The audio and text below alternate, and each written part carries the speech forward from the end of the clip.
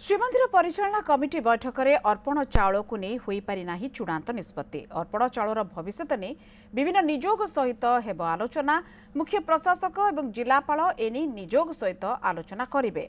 आलोचना पर परवर्ती निष्पत्ति नियाजिबो बोली श्रीमंदिर मुख्य प्रशासक कहिसंती। बैठक पर श्रीमंदिर मुख्य प्रशासक कहिसंती रत्न भंडार अनुध्यान एवं मरामती पई श्रीमंदिर परिचालना कमिटीर बैठक में एसओपी को अनुमोदन मिली। रत्न भंडार भितर थिबा पुराना आलमारी एवं सिंदूक को स्थानांतर करा जिवो। राज्य सरकार निर्देश आसिया परे एने प्रक्रिया आरंभ हेबो। सेपरि श्री जगन्नाथ महाप्रभुंकर जमी परिचालना पाई बैठक में विस्तृत आलोचना होईचे। एने राज्य सरकार को मध्य अवगत करा जिवो।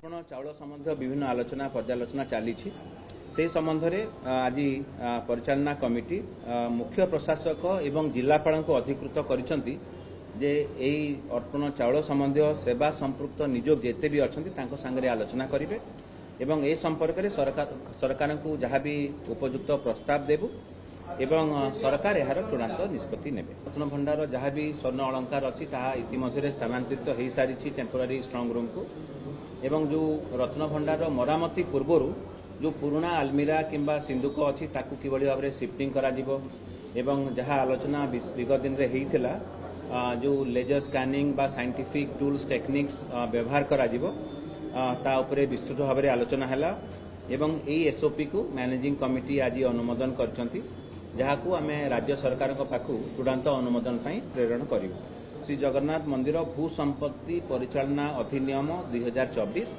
बा draft Shri Jagannath temple land management rules Shri Jagannath Mahaprabhu विजयपुरी जहाँ भी जमी संपत्ति अच्छी तार परिचालना जो रूल्स गुड़िक फ्रेम होगा कथा ता उपरे विस्तृत भाव में आलोचना हैला एवं आम ड्राफ्ट रूल्स जहाँ अच्छी ताकू आज परिचालना कमिटी रे ताकू अनुमोदन दियागला एवं यहाकू परवर्ती पर्यायर ओडिशा सरकार पाखु प्रेरण करा जिवो एवं सरकार अनुमोदन हैला परे ताकू कार्यकारी करा जिवो।